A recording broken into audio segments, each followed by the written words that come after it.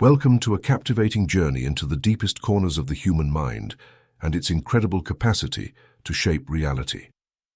In Precise Thinking, Napoleon Hill invites us to uncover the secrets of success and personal fulfillment that lie dormant within each of us, waiting to be awakened with the clarity and strength of a focused intention.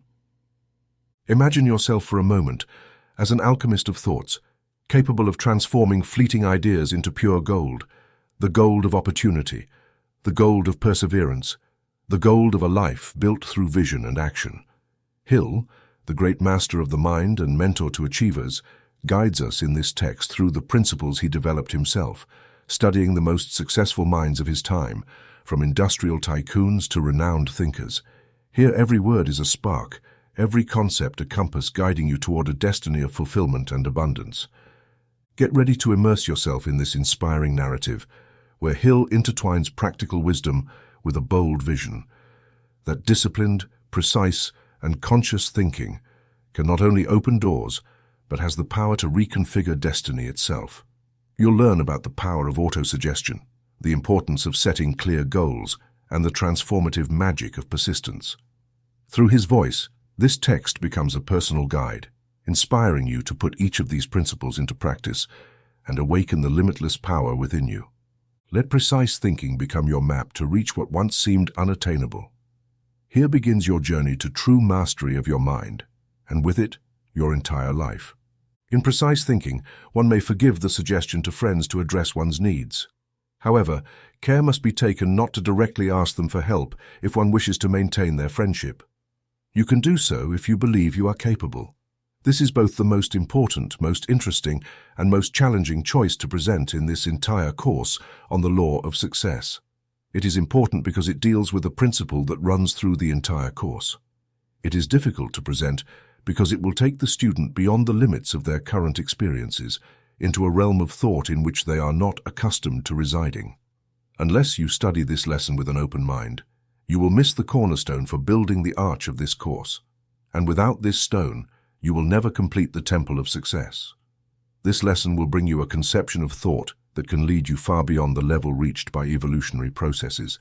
For this reason, you should not be disappointed if you do not fully grasp it on your first listen. Most of us do not believe what we cannot understand.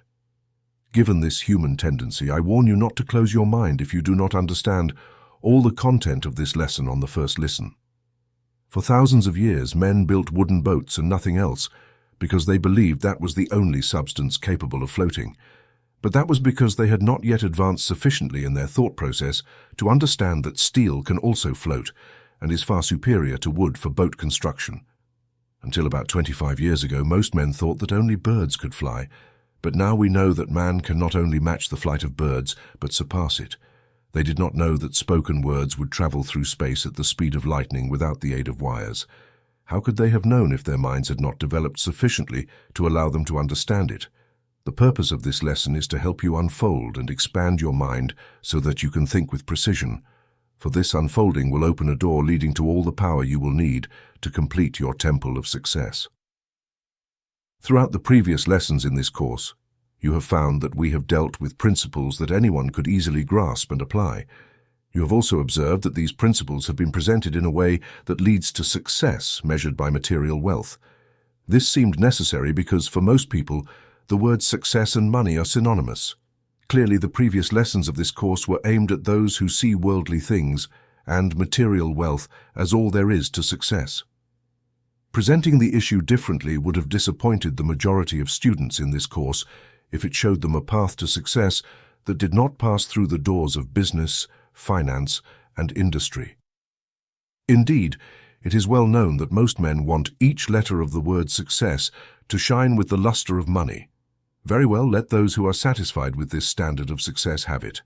But there are some who will want to climb higher on the ladder in search of success measured by other standards than material ones, and it is for their benefit that this lesson and the following ones are intended. Thinking involves two fundamental principles that everyone who engages in it must observe. First, to think with precision, one must separate facts from mere information. There is much information available that is not based on facts. Next, one must separate facts into two categories: relevant and irrelevant. Only then can you think clearly. All facts that cannot be used to achieve the defined main objective are irrelevant. It is the negligence of some in making this distinction that involves the chasm that separates those who seem to have equal capacity and have had equal opportunities. Without leaving your own circle of acquaintances, you can point to one or more people who have not had more opportunities than you and who do not seem to have more ability than you, yet succeed much better. You may wonder why. Look diligently and you will discover that all these people have acquired the right habit of combining and using the important facts that enable them to do their best work. Perhaps they work less than you and with greater ease because they have learned the secret of separating the important facts from those that are not.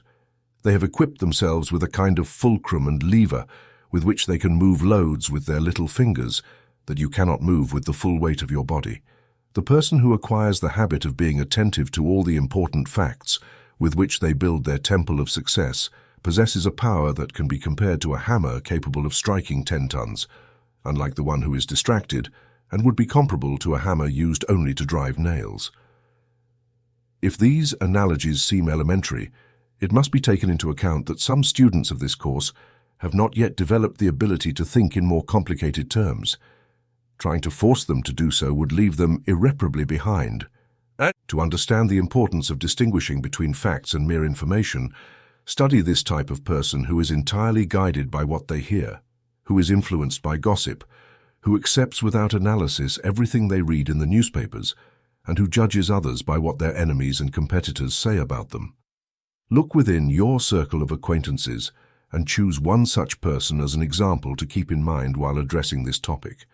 Observe that this person often starts their conversation with terms like, "I see in the newspapers," or "it is said." The precise thinker knows that newspapers often contain more falsehoods than truths. If you have not yet overcome these weaknesses, you still have a long way to go before becoming a sharp and precise thinker. Of course, several truths and many facts travel under the guise of gossip and journalistic reports, but the precise thinker will not accept everything they see and hear as such. This is a point I feel compelled to emphasize, as it constitutes the reefs on which so many people run aground and sink, defeated in an ocean of false conclusions. In the realm of judicial procedure, there is a principle called the law of evidence. The object of this law is to reach the facts. Any judge could do what is necessary to obtain information from the concerned parties and thus have the evidence on which to base their judgment. But this could wreak havoc on innocent people. They bypass the law of evidence and arrive at a conclusion or judgment based on second-hand information. This is a crucial and important point in this lesson. Therefore, I wish to ensure that you do not overlook it.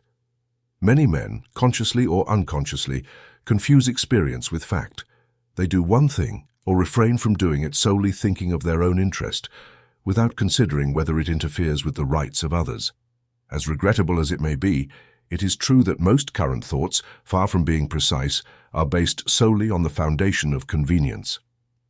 It is astonishing for even the most advanced student of precise thinking to see how many people act honestly when it benefits them, but find a multitude of excuses to justify dishonest behavior when it seems to be the most advantageous path. Undoubtedly, you know people who act this way. In contrast, the precise thinker adopts a standard to which they adhere at all times, whether it is to their immediate advantage or sometimes leads them through fields of disadvantage. They concern themselves with facts, regardless of how they affect their own interests, because they know that ultimately this policy will lead them to the top, achieving their main defined objective in life. They understand the solidity of the philosophy that the old philosopher had in mind when he said, "There is a wheel on which the fate of men turns. Its mechanism is such that it prevents any man from being always fortunate." The precise thinker follows the standard, whether it brings them a benefit or a disadvantage, because as a precise thinker, they know that by the law of averages, they will greatly recover at some future moment what they lose by applying their standard to their own temporary detriment. You might also begin to understand that it takes an unwavering character to become a precise thinker, as you can see that this is where the reasoning of this lesson leads us. It is undeniable that precise thinking incurs some temporary harm, but although this is true, the reward is generally greater than the sacrifice justifies. In the search for facts, it is necessary to carefully examine the evidence presented as well as the person from whom it comes.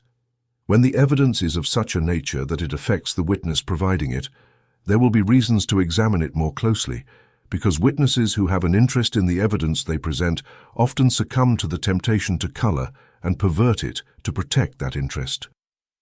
If one man slanders another, their comments must be accepted with caution if they have any relevance, for it is common for men to find only evil in those they do not like. The man who has attained a degree of precise thinking that allows him to speak of his enemy without exaggerating their faults and without minimizing their virtues is the exception and not the rule. Some very capable men have not yet overcome this vulgar and self-destructive habit of constantly belittling their enemies and competitors. I wish to draw your attention to this common tendency with as much emphasis as possible, as it is a fatal tendency for successful thinkers. Before you can become a successful thinker, you must understand and take into account the fact that at the moment a man or woman begins to assume leadership in any area of life, the slanderers begin to spread rumors. No matter how good a person's character or the service they render to the world, they cannot escape the attention of these malicious individuals who take delight in destroying rather than building. When Woodrow Wilson returned from Paris with what he believed to be a solid plan to abolish war and resolve international disputes, all except for the successful thinkers might have believed, by reading the reports of What They Say, that he was a combination of Nero and Judas Iscariot.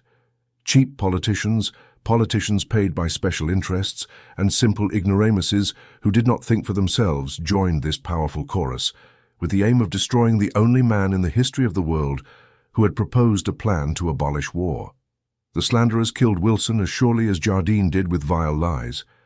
They did the same with Lincoln, but in a somewhat more spectacular manner by inciting a fanatic to hasten his death with a bullet. Politics and government are not the only areas where the successful thinker must beware of the chorus of what they say. As soon as a man begins to stand out in the field of industry or business, this chorus springs into action. And if a man makes a better mousetrap than his neighbor, the world will find its way to his door, not to praise him, but to condemn and destroy his reputation. The late John H. Patterson, president of the National Cash Register Company, is a notable example of what can happen to a man who builds a better cash register than his neighbor. However, in the mind of the successful thinker, there was not the slightest evidence to support the vicious reports that Mr. Patterson's competitors circulated about him. Only the truth endures. Everything else will fade away with time. The purpose of these references is not to praise those who do not need to be praised, but to draw your attention to the fact that evidence based on rumors is always subject to stricter scrutiny, especially when it is negative or destructive in nature. It cannot be harmful to accept as fact evidence that is constructive. On the other hand, if one accepts evidence that is radically destabilizing, it must be subjected to the most thorough examination possible, according to the means available to apply the law of evidence. As a successful thinker, it is your privilege, and you must leverage the facts, even if you have to go out of your way to obtain them. If you allow yourself to be swayed from side to side by any type of information that comes your way, you will never become an infallible thinker, and if you do not think with precision, you cannot be sure of achieving your main objective in life. Many men have failed because, due to their prejudices and hatreds, they have underestimated the virtues of their enemies or competitors. The eyes of the successful thinker see the facts, not the delusions of prejudice, hatred, and envy. A thinker should be somewhat like a good athlete, in the sense that they are fair enough to seek out virtues and faults in other people, for it is not difficult to assume that all men possess somewhere each of these qualities. This should be the motto of the precise thinker. I cannot deceive others, nor can I deceive myself. Assuming that these guidelines are sufficient for one to perceive the importance of seeking the facts until reasonably sure of having found them, let us address the question of organizing, classifying, and using these facts. Look once again within your own circle of acquaintances and find a person who seems to accomplish more with less effort than any of their peers.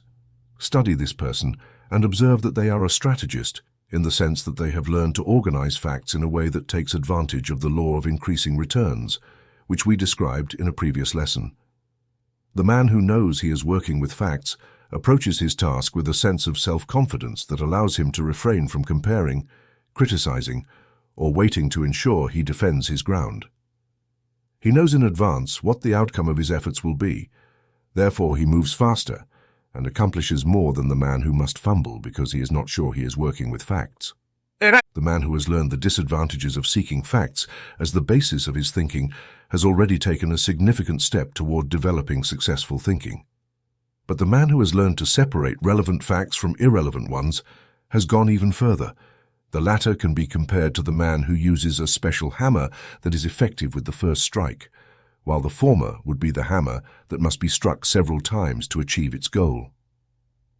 Let us briefly analyze a few men who have dealt with the important or relevant facts of their vital work.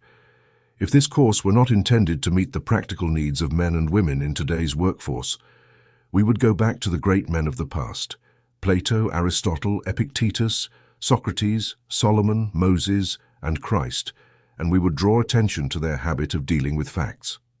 However, we can find examples closer to our generation that will serve our purpose better in this specific context. Given that this era considers money to be the most concrete proof of success, let us study a man who has accumulated almost as much money as anyone else in the history of the world, John D. Rockefeller. Mr. Rockefeller possesses a quality that shines like a star above all his other qualities: his habit of dealing only with the relevant facts related to the work of his life. Very young and very poor, Mr. Rockefeller made the accumulation of wealth his primary objective. My intention is not to discuss Mr. Rockefeller's methods of accumulating his fortune, but rather to observe that his most pronounced quality was his insistence on facts as the basis of his business philosophy. Some say that Mr. Rockefeller was not always fair with his competitors. This may be true or not, but no one, not even his competitors, ever accused Mr. Rockefeller of making hasty judgments or underestimating the strength of his competitors. Not only did he recognize the facts that affected his business, but he also sought them out until he was sure he had found them. Thomas A. Edison is another example of a man who achieved greatness through the organization, classification, and use of relevant facts. Mr. Edison works with natural laws as his primary aid. Therefore, he must be sure of his facts before he can leverage these laws. Every time you press a button and turn on an electric light, remember that it is Mr. Edison's ability to organize relevant facts that made it possible. Every time you listen to a phonograph, remember that Mr. Edison is the man who accomplished it through his persistent habit of dealing with relevant facts. In the field of science, relevant facts are the tools with which men and women work. Mere information or hearsay has no value for Mr. Edison. If he had, he might have lost his life working with them as millions of people do. Hearsay evidence or opinions could never have produced incandescent electric light, the phonograph, or the cinema, and if they had, the phenomenon would have been an accident. In this lesson, we are trying to prepare the student to avoid accidents. The question that now arises is what constitutes an important and relevant fact.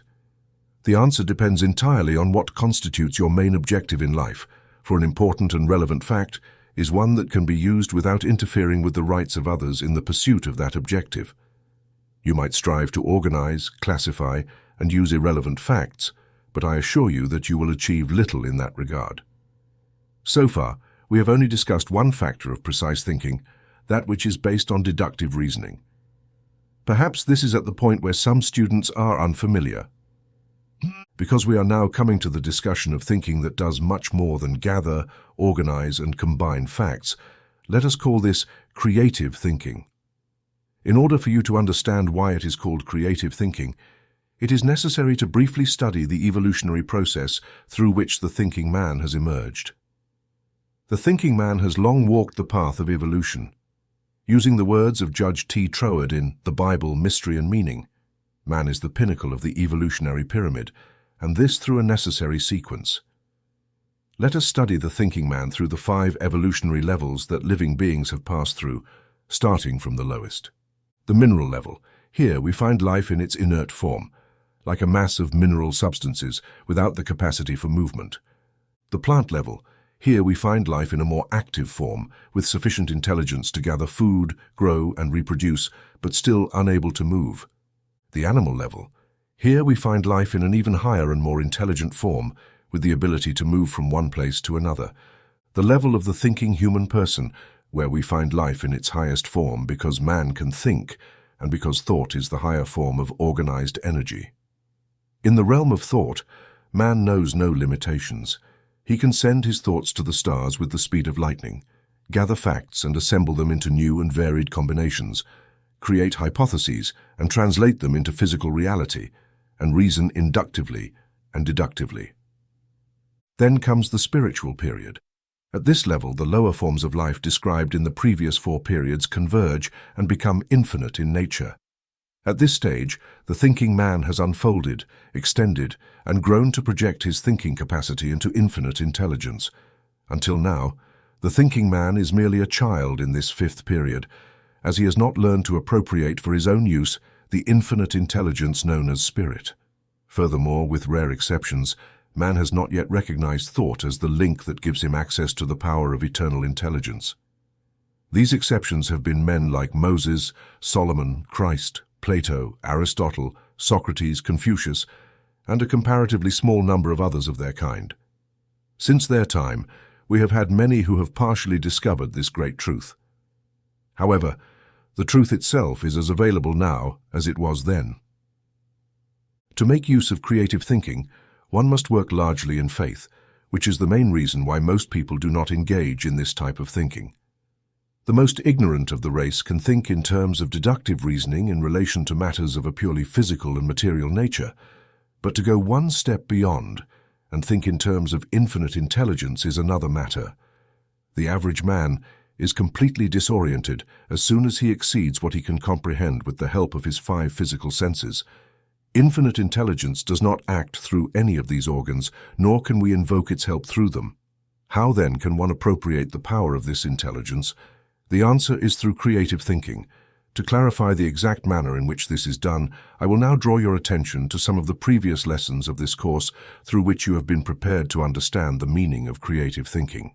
In the second lesson, and to some extent in practically all the other lessons that followed up to this one, you have observed the frequent introduction of the term autosuggestion. Which is the suggestion you make to yourself? Well, autosuggestion is the telegraph line by which you can record in your subconscious mind a description or plan of what you wish to create or acquire in physical form. It is a process you can learn to use easily. The subconscious is the intermediary between the conscious thinking mind and infinite intelligence, and you can invoke its help by giving it clear instructions on what you want. Here you become familiar with the psychological reason for a primary goal. If you have not yet seen the importance of creating a primary goal as the object of your work, you will undoubtedly do so before this lesson is mastered. Knowing from my own experience as a beginner in studying this subject how little I understood terms such as subconscious, autosuggestion, and creative thinking, I took the liberty throughout this course to describe these terms through all conceivable analogies, so that their meaning and the mode of their application are so clear that no student of this course can fail to understand them. This explains the repetition of the terms observed throughout the course and simultaneously serves as a guide for students who have already progressed sufficiently to grasp the meaning of many things that the newcomer may not understand upon first reading. The subconscious has a remarkable characteristic to which I invite your attention. It records the suggestions you send it through autosuggestion and invokes the collaboration of infinite intelligence to introduce these suggestions in their natural physical form through unusual means that are by no means extraordinary.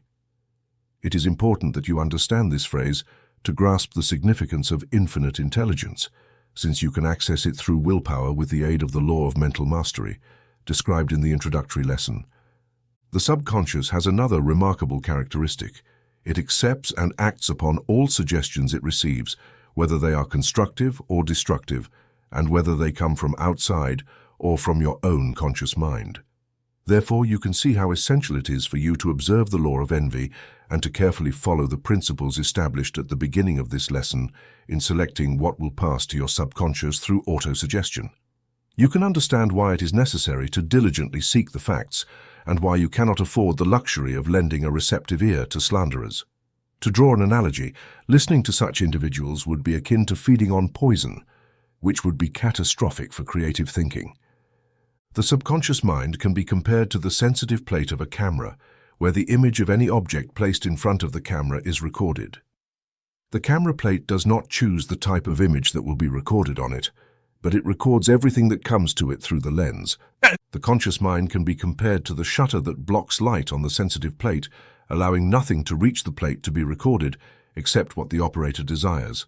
The camera lens can be compared to autosuggestion, which is the means of transferring the image of the object to be recorded onto the sensitive plate of the camera, and infinite intelligence can be likened to the one who reveals the sensitive plate after an image has been recorded, thus transforming the image into physical reality. The ordinary camera is an excellent instrument for illustrating the entire process of creative thinking. First, there is the selection of the object to be exposed in front of the camera, which represents the defined primary goal in life. Next, there is the actual action of recording a clear pattern of that goal through the lens of autosuggestion onto the sensitive plate of the subconscious. It is here that infinite intelligence intervenes and develops the pattern of that goal into an appropriate physical form. The role you must play is clear. You select the image you are going to record, that is, your defined primary goal. Then you focus your conscious mind on that goal with the intensity that communicates with your subconscious through autosuggestion, and you record that image. Then begin to observe and expect manifestations of the physical realization of the subject of that image. Keep in mind that you should neither sit and wait nor lie down and sleep in the hope of waking up to find that infinite intelligence has filled you with the object of your defined main goal. Continue as usual, doing your work with total faith and confidence, believing that the natural pathways and means to achieve your goal will open up to you in due time and appropriately. The path may not open suddenly from the first step to the last, but may unfold gradually. Therefore, when you have the opportunity to take the first step, do so without hesitation, and do the same for the second, third, and all subsequent opportunities essential to realizing your defined main goal. Infinite intelligence will not build a house for you and deliver it ready for you to move in, but it will open the way for you and provide the necessary means to build your own house. Infinite intelligence will not tell your bank teller to deposit a specified amount of money into your account simply because you suggested it to your subconscious, but infinite intelligence will show you how to earn or borrow that money and deposit it into your account. Infinite intelligence will not chase away the current occupant of the White House to make you president in his place, but it will likely influence, in the appropriate circumstances, to prepare you to competently occupy that position, and then it will help you achieve it through regular methods. Do not rely on the realization of miracles to attain the object of your defined main goal. Trust in the power of infinite intelligence to guide you through the natural channels and laws to reach it. Do not wait for infinite intelligence to bring you the object of your goal. Rather, wait for infinite intelligence to direct you toward that object. As you become more skilled in using the principle of autosuggestion and develop both the faith and understanding necessary for its rapid realization, you can define a main goal and witness its immediate manifestation in physical reality. The first time you tried, you didn't walk, but now, as an adult, you walk effortlessly. You also look at the little child who wobbles while trying to walk and laugh at their beginner efforts. By using creative thinking, you can compare yourself to the little child learning to take their first steps. Always present with the principle of evolution through which everything physical eternally tends upward and seeks to complete the circle between finite and infinite intelligence. Man himself is the highest and most remarkable example of the functioning of the principle of evolution. First, we find the minerals of the earth where there is life but no intelligence. Then, through the growth of vegetation, we find a much higher form of life, endowed with sufficient intelligence to nourish itself. We then find it in the animal kingdom, where it has a comparatively higher degree of intelligence, with the ability to move from one place to another. Finally, man is elevated above the lower species of the animal kingdom to function as a thinking entity, with the ability to appropriate and use infinite intelligence. Note that evolution did not reach this high state all at once, but progressed through many processes. Keep this in mind, and you will understand why you cannot wait in a static manner for infinite intelligence to circumvent natural laws and transform man overnight into a reservoir of all existing knowledge and power, before he is prepared to use them with a superior intelligence to the finite. If you want a fair example of what can happen to a man who suddenly acquires power, study a newly wealthy man or someone who has inherited a fortune. The The power of money in the hands of John D. Rockefeller is not only in good hands, but in hands that serve humanity by eliminating ignorance, destroying contagious diseases, and serving in 1,000 other ways that the average individual is not even aware of. But place John D. Rockefeller's fortune in the hands of a young person who has not yet completed their secondary education, and it will be another story. I will say more about this in Lesson 14. If you have ever practiced agriculture, you understand that certain preparations are needed before harvesting. You know that grain will not grow in the forest. It requires sunlight and rain to thrive. Similarly, you understand that the farmer must plow the land and properly plant the grain. Once that is done, one must wait for nature to do its part, and it does so in due time and without external help. This is a perfect analogy that illustrates the method by which one can achieve their main goal. First comes the preparation of the land to plant the seeds, representing faith, infinite intelligence, and understanding of the principle of autosuggestion. Then the seed of a defined goal can be planted in the subconscious. Next comes a period of waiting and working towards the realization of the object of that goal. During this period, there must be continuous and intensified faith that serves as the sunlight and rain, without which the seeds would dry up and die in the soil. Then comes the realization, the time of harvest. And of course, a wonderful harvest can be obtained. Throughout these lessons, we have dealt with and continue to deal with 4 main factors, which I ask you to familiarize yourself with. Autosuggestion, the subconscious, creative thinking, and infinite intelligence. These are the 4 paths you must take in your ascent toward the pursuit of knowledge. Note that you control 3 of them. Also convince yourself that the way you traverse these 3 paths will determine the time and place where you will emerge into the 4th, infinite intelligence. You understand what this means in terms of autosuggestion and the subconscious. Let's also ensure you understand what the term creative thinking means. It is a thought of a positive, non-destructive nature. The purpose of Lesson 8 on self-control was to prepare you to understand and successfully apply the principle of creative thinking. If you have not mastered this lesson, you are not ready to use creative thinking to achieve your defined main goal. Remember that your subconscious is the field or land in which you sow the seed of your main goal. Creative thinking is the instrument with which you keep this land fertilized, to germinate this seed until it grows and matures. Your subconscious will not germinate the seed of your defined main goal, nor will infinite intelligence translate this goal into physical reality if you fill your mind with hatred, envy, jealousy, selfishness, and greed. These destructive thoughts are the weeds that will choke the seed of your defined goal. Creative thinking assumes that you maintain your mind in a state of expectation for the realization of your main goal, with full faith and confidence in its accomplishment in due time and in the proper order. If this lesson does what it is meant to do, it will bring you a more complete and deeper understanding of the 3rd lesson of this course on self-confidence, as you begin to learn how to plant the seed of your desires in the fertile soil of your subconscious, and how to nurture that seed until it germinates into life and action.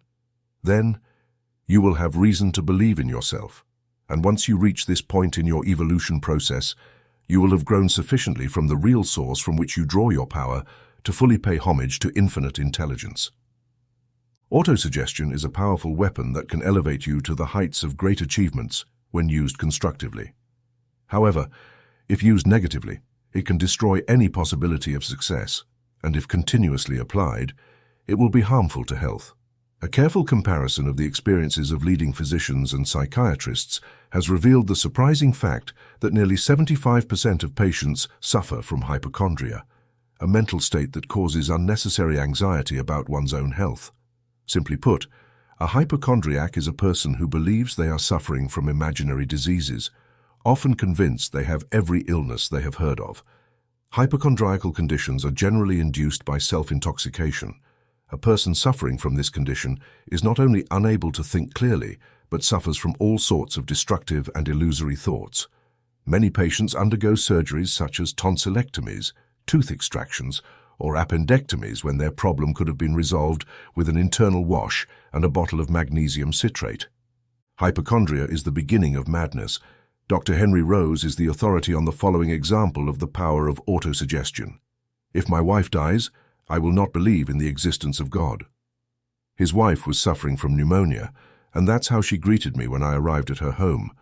She had called for me because the doctor had told her that she would not recover. She had called her husband and 2 sons to her bedside to say her goodbyes, and then she requested that I be called, as her minister. I found the husband in the room sobbing, with the children doing everything they could to comfort him. When I entered the room, she was breathing with difficulty, and the specialized nurse told me she was very weak. I quickly discovered that the lady had called me to take care of her 2 children when she was gone. I then told her that she should not give up, that she was not going to die, that she had always been a strong and healthy woman, and that I did not believe God wanted her to die and leave her children or anyone else. I spoke to her along those lines, read her Psalm 103, and prayed with her to prepare her for purification before moving into eternity. I told her to place her faith in God and to focus her mind and will on trying to forget any tragic thoughts. Before I left, I told her I would return after the church service and that I was confident I would find her in much better shape. This was Sunday morning. I called that afternoon and her husband greeted me with a smile. He said that by the time I left, his wife had called him and the children into the room and told them, "Dr. Rose says I'm not going to die. I'm going to get better, and I will." She recovered, but what made it happen? 2 things. The auto-suggestion induced by the suggestion I had given her and the faith she placed in it. I arrived just in time, and her faith in me was such that I could inspire faith in herself. It was this faith that tipped the scale and helped her overcome pneumonia. No medication can cure pneumonia. Doctors acknowledge that. But it happens, as in this case, that the mind operates correctly and changes the world. As long as there is life, there is hope. There are times when the mind is sick and makes the body sick. That is when a stronger mind is needed to heal it by providing direction and especially self-confidence. This is called suggestion. It is transferring your confidence and power to another, with such force that this other person believes in your wishes and does what you desire. It does not have to be hypnosis. You can achieve wonderful results with the patient fully awake and perfectly rational. The patient must believe in you, and you must understand how the human mind operates to address the patient's doubts and questions. Each of us can be a healer of this kind and thus help our fellow humans. It is the duty of every person to read some of the best books to discover the benefits that the mind can bring, not only to heal mental disorders, but also physical diseases. It is necessary to delve deeper into this subject. I'm not saying that the mind can heal everything. There is no reliable evidence that certain forms of cancer have been cured through thought, faith, or any other mental process. If one wants to cure cancer, it must be treated surgically from the beginning. There is no other way, and it would be criminal to suggest that there is. But the mind can accomplish much for many types of human disorders and diseases, and we should trust it more than we currently do. Napoleon, during his campaign in Egypt, when he saw his soldiers dying from the Black Plague, touched one of them and lifted another to inspire others not to be afraid, as the terrible disease seemed to spread as much by the power of imagination as by any other means. Note that he exposed himself to malignant fever without ever contracting it, as he had mastered his will. These giants knew something that we are slowly beginning to discover: the power of autosuggestion. Autosuggestion means the influence we exert on ourselves by believing that we cannot contract a disease or be ill. There is something in the operation of the automatic or subconscious mind that allows it to rise above germs and challenges without being frightened by the danger they pose, as if nothing were wrong. Curiosity killed the cat, says the old adage. It will certainly kill a man, or conversely, it will help him rise, as long as he uses it as the foundation of self-confidence.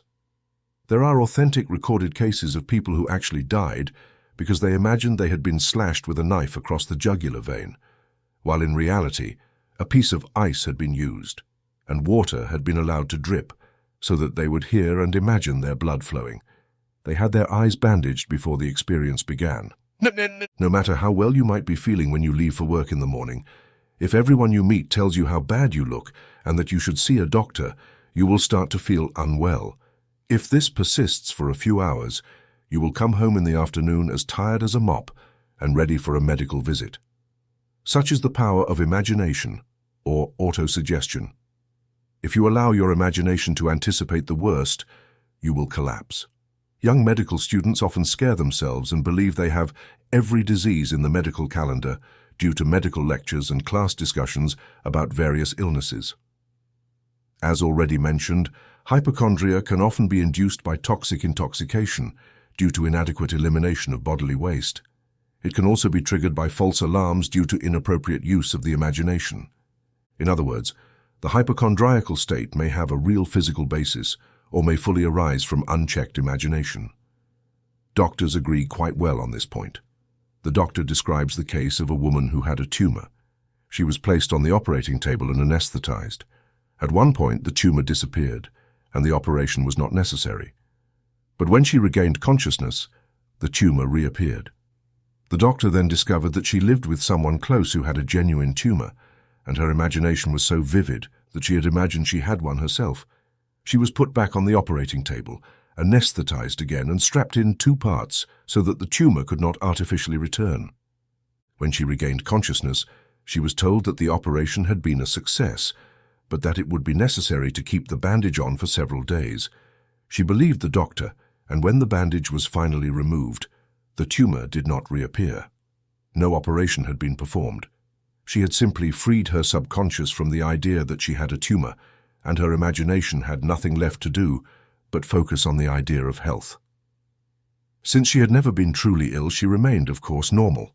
The mind can heal imaginary ailments in exactly the same way it created those ailments, through autosuggestion. The best time to work on a failing imagination is at night, just as one is about to fall asleep, because the subconscious has all the advantages when the conscious or waking mind is about to rest. This may seem impossible, but I can easily prove the principle with the following procedure. If you wish to wake up tomorrow at 7 a.m. or at a different time than your usual wake-up time, tell yourself just as you're about to fall asleep, "I must get up tomorrow at 7 a.m. no matter what."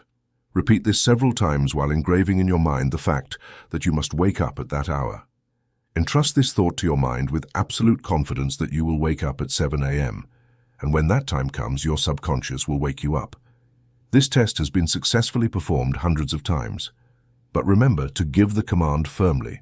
In the same way, you can give any other type of command to the subconscious mind, and it will execute it with the same ease as it wakes you up at a specific hour. For example, every night before falling asleep, command your subconscious mind to develop self-confidence, courage, initiative, or any other quality, and it will carry out your orders. If a person's imagination can create imaginary ailments and send them to bed with those ailments, it can also, with the same ease, eliminate their cause. Man is a combination of chemical equivalents valued at about $26, except for this extraordinary tool called the human mind. In short, the mind seems to be a complicated machine, but in reality, regarding its use, it does not differ from the basic movement of all other things. It operates automatically when we sleep, or in conjunction with will when we are awake. The mind deserves as thorough an analysis as possible in this lesson, for the mind is the energy with which every thought is realized. To learn to think accurately, which is the sole objective of this lesson, one must deeply understand the following points. The mind can be directed towards creative and constructive ends. The mind can also be directed towards destructive ends. The mind has power over every cell in the body and can ensure that each cell perfectly fulfills its intended function, or through negligence or misdirection, destroy the normal functional objectives of some or all cells. All human accomplishments are the result of thought, the role of the physical body being secondary and, in many cases, unimportant, except as a host for the mind. The greatest achievements of humanity in the fields of science and the arts are often the result of ideas conceived in one man's brain but transformed into reality by others through the combined use of their minds and bodies. It is noteworthy that relatively few men can conceive useful ideas, while hundreds of millions can develop an idea and give it material form after it has been conceived. Most thoughts conceived in the minds of men are not precise, but rather opinions or spontaneous judgments. When Alexander the Great sighed because he had no more worlds to conquer, he found himself in a similar state of mind to that of modern Alexanders in science, industry, and invention, whose thoughts have conquered the air and seas, explored virtually every square mile of the small earth we live on, and wrested thousands of secrets from nature that would have been considered miracles a few generations ago. In this discovery and mastery of simple physical substances, it is not surprising indeed that we have neglected the most wonderful of all powers, namely the human mind.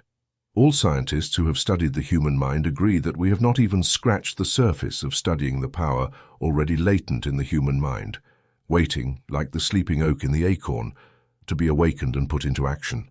Those who have spoken on the subject believe that the next great cycle of discoveries lies in the realm of the human mind.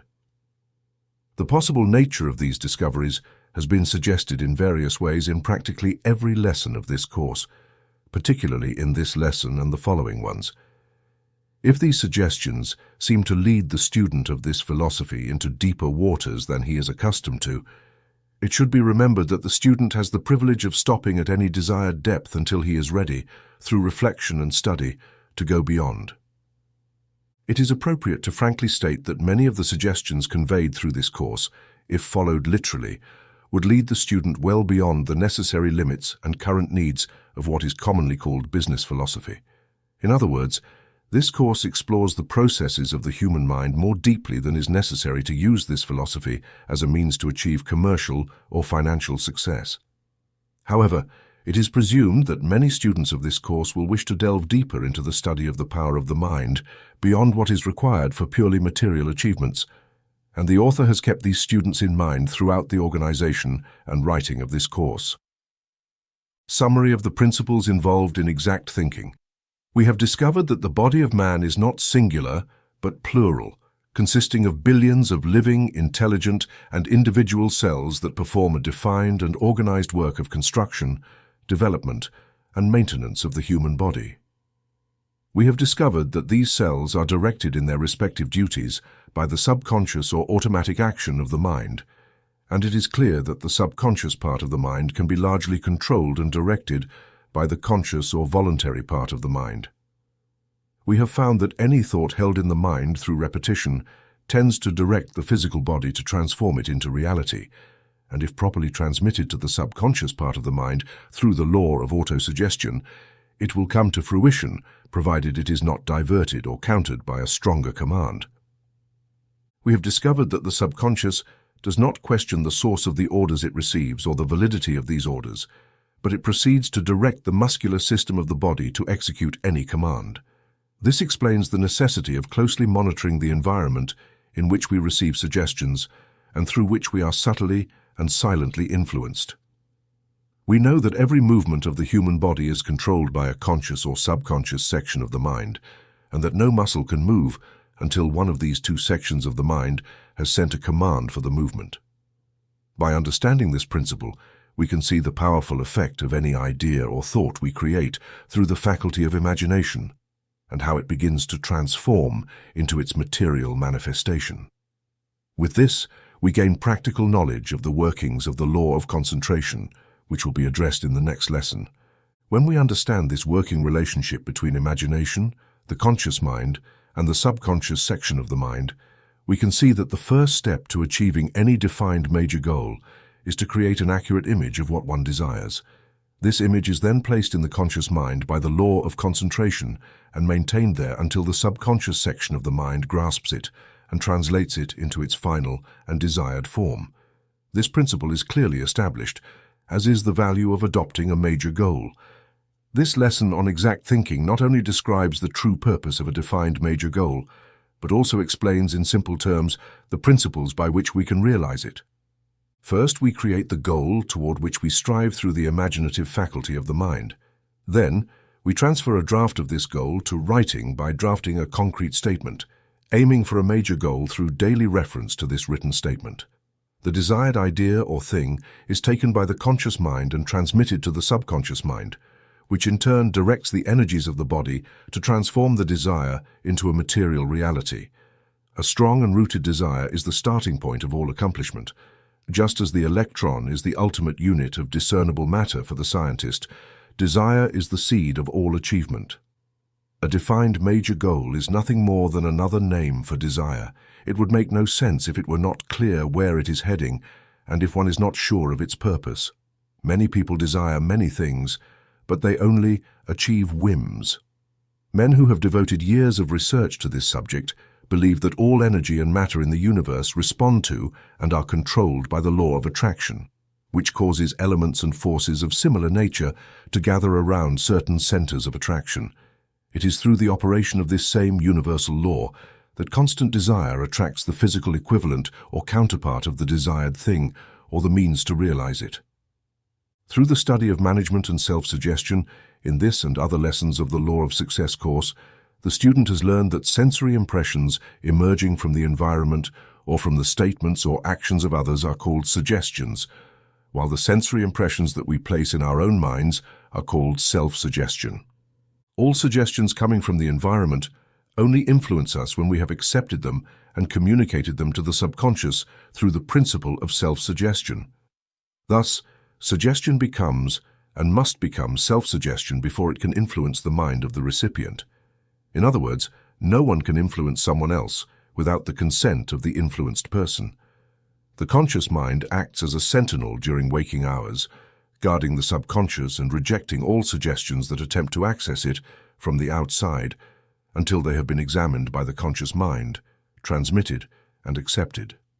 This is how nature protects human beings from intruders seeking to control us authoritarianly for negative ends. The value of self-suggestion for achieving a defined major goal. One of the greatest uses to which the power of self-suggestion can be directed is to help achieve the major goal of life. The procedure for achieving this, as we have seen, is very simple. Write a clear and concise statement of what you propose to accomplish and the timeline for achieving it.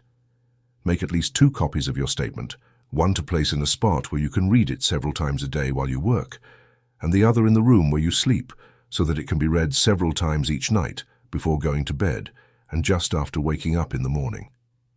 The suggestive influence of this procedure will soon imprint the object of your defined major goal into your subconscious, and as if by magic, you will begin to notice events that will bring you closer and closer to the accomplishment of that goal.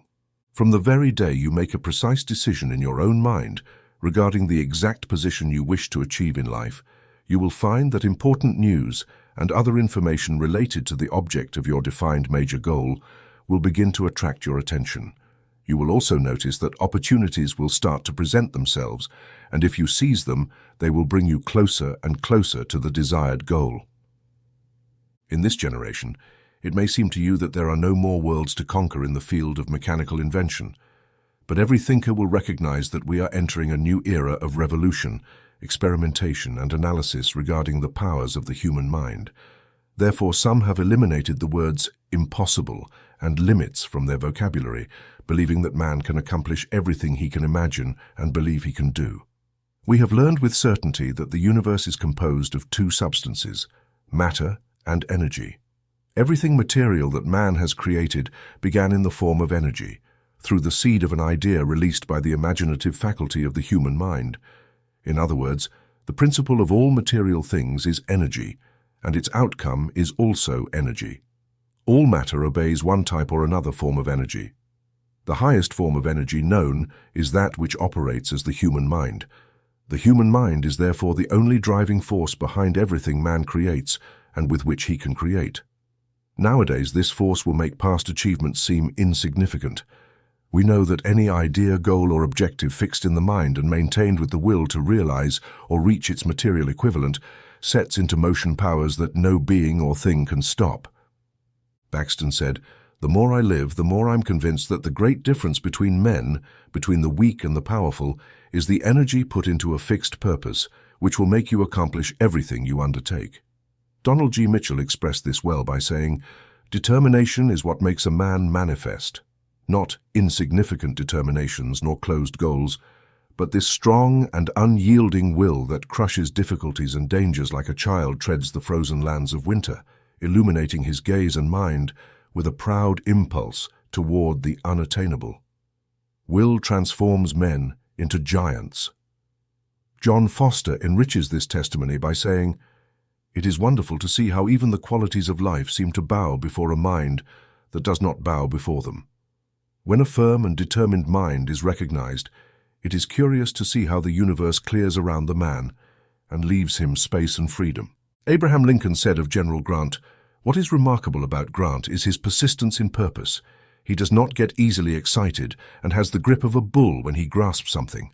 Nothing can make him waver." It seems appropriate to say here that a strong desire, in order to be transformed into reality, must be supported by persistence until it is absorbed by the subconscious. It is not enough to feel the desire to achieve a defined major goal for a few hours or days and then forget that desire. It must be anchored in the mind and maintained with a continuity that knows no defeat until the automatic or subconscious mind takes over. Persistence can be compared to the drop of water that eventually wears away the hardest stone. When the final chapter of your life is completed, you will discover that your persistence, or the lack of this excellent quality, has played an important role in your success or failure. This author witnessed the fight between Tunia and Dempsey in Chicago, and also studied the psychology that preceded and surrounded their previous fight. Two things helped Tunia to defeat Dempsey every time, even though Dempsey was the stronger of the two men and, as many believed, the better fighter. These two elements, which led to Dempsey's loss, were first his own lack of self-confidence, the fear that Tunia might defeat him and the resulting shame, and secondly, Tunia's complete self-confidence and belief that he would beat Dempsey.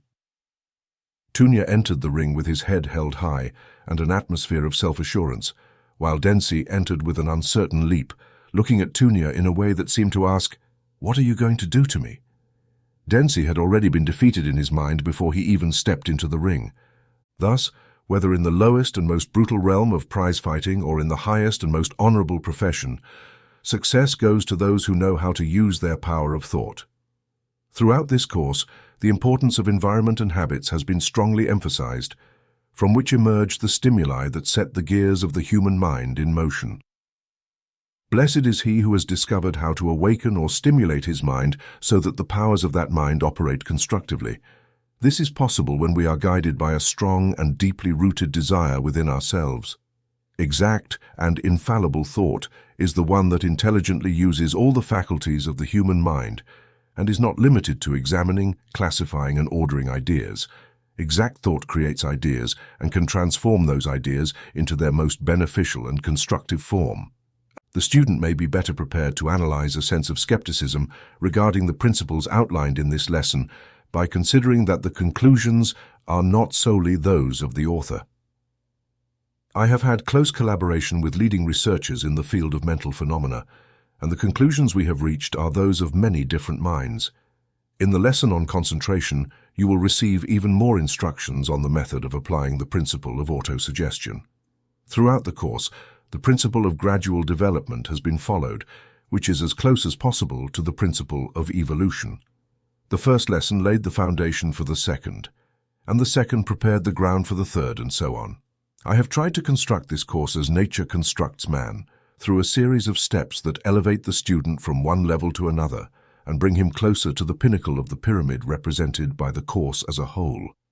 The purpose of this structure will be evident to you once you have mastered the course, as it will open a source of knowledge that cannot be transmitted from one person to another, but can only be attained by educating, extracting, and expanding from within the mind itself. The reason this knowledge cannot be passed from one to another is the same as that which makes it impossible for one person to describe colors to a blind person who has never seen colors. The knowledge I speak of only became evident to me after diligently and faithfully following the instructions I established in this course for your guidance and clarification. Therefore, I speak from experience when I say that there are no similar illustrations or words to adequately describe this knowledge. It can only be transmitted from within. With this vague allusion to the reward that awaits all those who seriously seek the hidden passage of knowledge to which I refer, we will now talk about this phase of exact thought that will lead you as high as you can go. Thoughts are things, and it is the belief of many that every accomplished thought initiates an endless vibration with which the one who released it will have to struggle at a later time. It is thus said that man is but the physical reflection of thought that has been set in motion by infinite intelligence, and the Word became flesh and dwelt among us, and we have seen his glory, full of grace and truth. The only hope offered to humanity in the entire Bible is that of a reward that cannot be attained in any other way than through constructive thought. This is a surprising statement, but if you are a student and an elementary interpreter of the Bible, you will understand that it is a true statement. If the Bible is clear on one point above all else, it is in this sense that thought is the principle of all things of a material nature. At the beginning of each lesson, In this course, you will observe this slogan: "You can do it if you believe you can." This phrase rests on a great truth that is practically the main principle of all biblical teaching. Note the emphasis on the word believe. Behind this word lies the power with which you can bring to life the suggestions you pass to your subconscious mind through the principle of autosuggestion, with the help of the law of creative thought. Don't lose this point. You cannot afford to miss it, as it is the principle, the means, and the source of all the power you will have. Every thought is creative. However, not all thoughts are constructive or positive. If you have thoughts of misery and poverty, and do not see how to avoid these conditions, then your thoughts will create those very conditions and condemn you to live them. But reverse the order and formulate positive thoughts, and your thoughts will create those conditions. Thought magnetizes your entire personality and attracts to you the external and physical things that harmonize with the nature of your thoughts. I repeat this constantly because almost all beginners in studying the operation of the mind overlook the importance of this fundamental and eternal truth.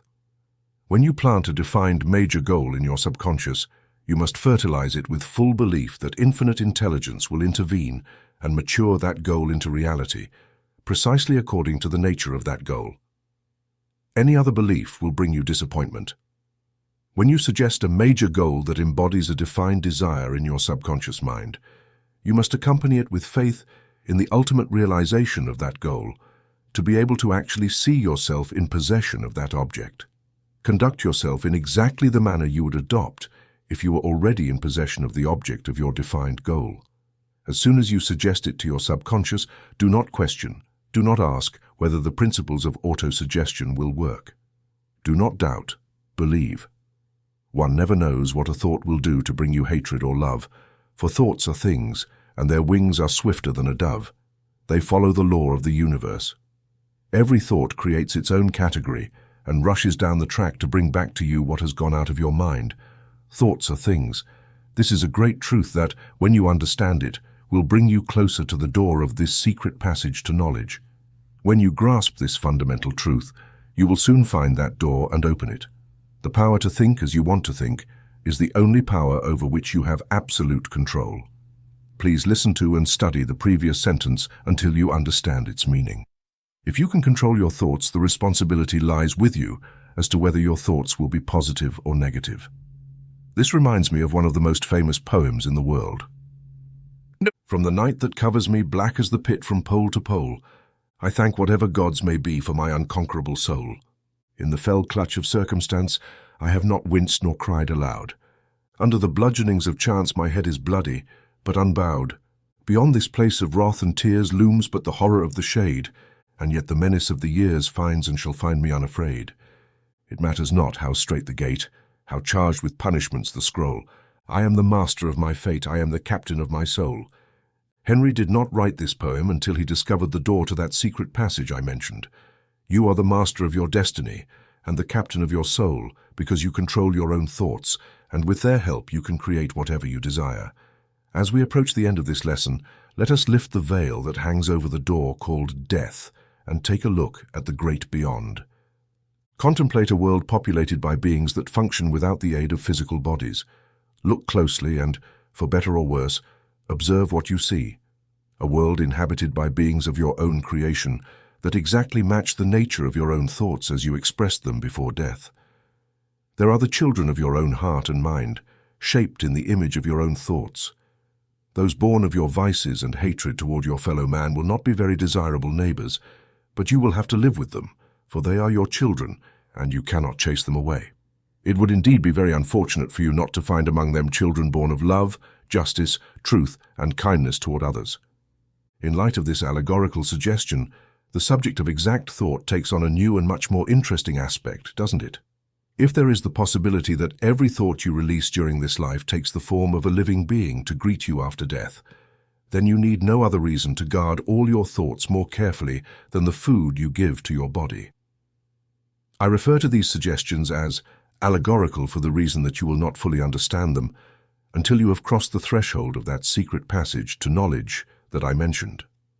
Asking me how I know these things before you have passed through that door would be as pointless as asking a man who has never seen with his eyes what the color red is like. I do not urge you to accept this viewpoint. I do not even discuss its validity. I merely fulfill my duty by giving you the suggestion. You must follow it to a point where you can accept or reject it in your own way and of your own volition. The term exact thought, as used in this lesson, refers to thought that is of your own creation. Thought that comes to you from others, whether by suggestion or direct statement, is not exact thought in the sense and purpose of this lesson. While it may be a thought based on facts, I have already led you to the top of the pyramid of this lesson on precise thinking. I cannot take you any further. However, you have not yet traveled the entire distance, you have only just begun. From this point onward, you must be your own guide. But if you have not completely lost the great truth upon which this lesson is based, you will not have difficulty finding your own way. However, allow me to caution you. Do not become discouraged if the fundamental truth of this lesson does not come to you upon first hearing. It may take you weeks, even months of meditation to fully grasp this truth. But it is worth working for. The principles outlined at the beginning of this lesson are easy to understand and accept, as they are of a more elementary nature. However, as you begin to follow the chain of thought toward the end of the lesson, you may find yourself facing waters too deep for you. It is possible to shed one last glimmer of light on the subject by reminding you that the sound of every voice, every musical note, and every other sound emitted at the moment you read these lines floats through the ether, just where you are. To hear these sounds, you only need the help of modern radio equipment. Without this equipment as a supplement to your own sense of hearing, you would be unable to hear these sounds. If the same statement had been made 20 years ago, you would have believed that the person who made it was mad or stupid. But now, you accept this statement without complaint because you know it is true. Thought is a form of energy much higher and perfectly organized than mere sound. Therefore, it is not unreasonable to assume that every thought released now and every thought released in the past also exists in the ether and can be interpreted by those who have the necessary equipment to do so. And what kind of equipment is needed? This will be answered when you have crossed the door leading to the secret passage of knowledge. It cannot be answered before.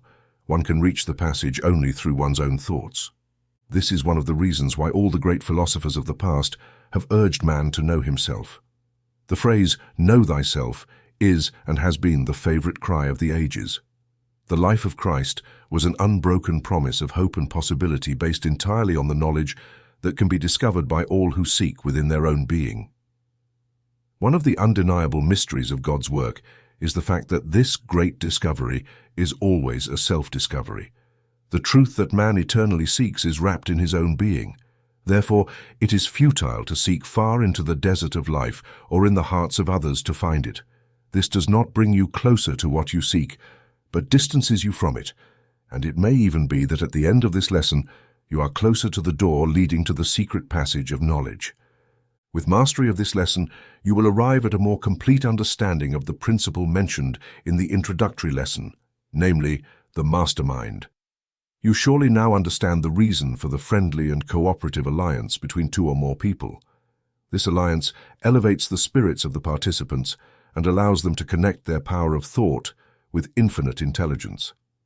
At this stage, you should understand why some men have reached great heights of power and fortune, while others around them have remained in poverty and want. If you do not yet understand the cause of this, you will when you master the remaining lessons of this course. Do not become discouraged if a complete understanding of these principles does not occur after the first hearing of this lesson. This is the only lesson in the entire course that cannot be fully absorbed by the participant after a single hearing.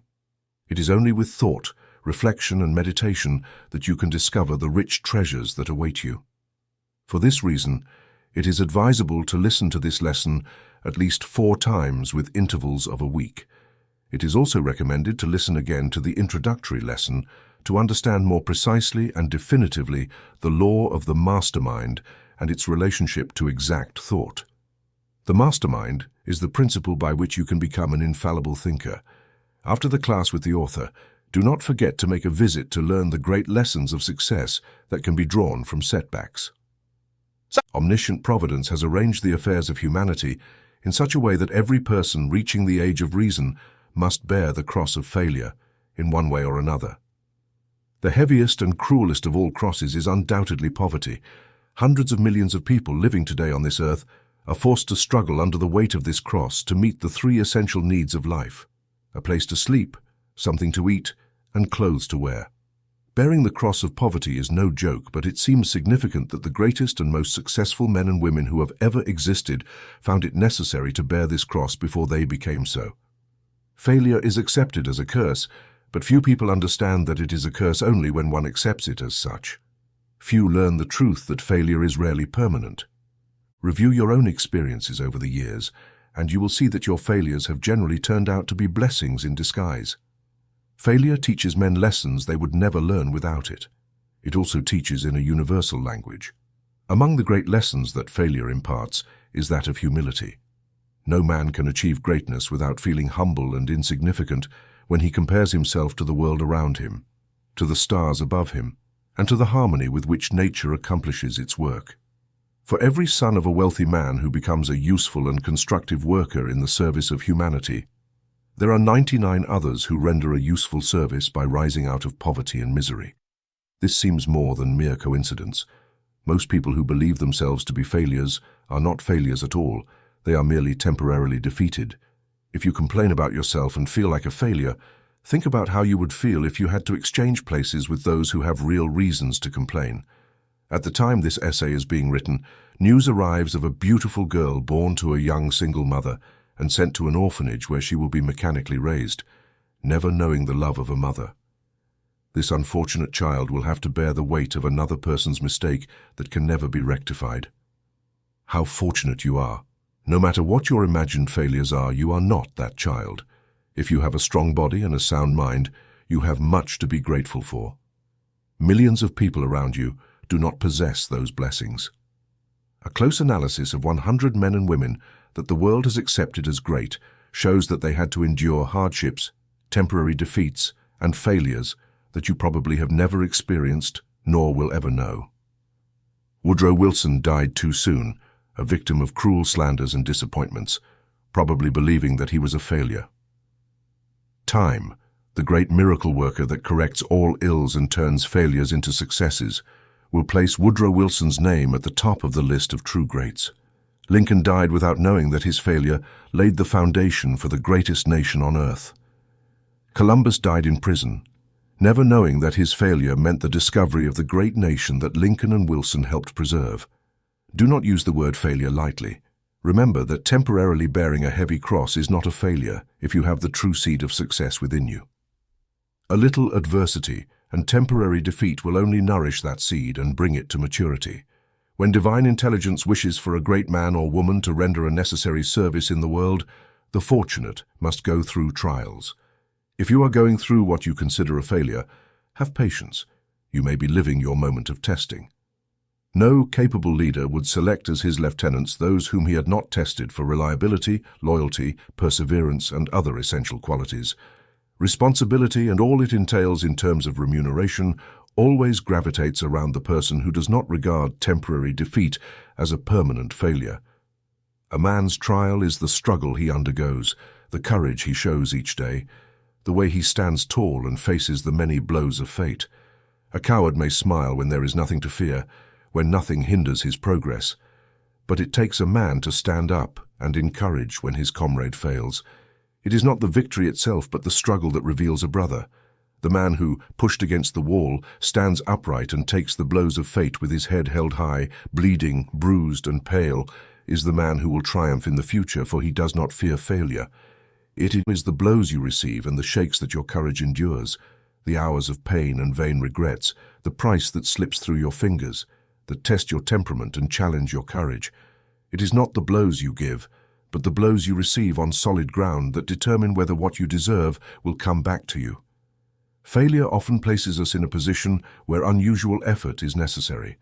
Many men have tasted the bitter flavor of defeat and have surrendered, but others have known victory by fighting with their backs against the wall, with no room to retreat.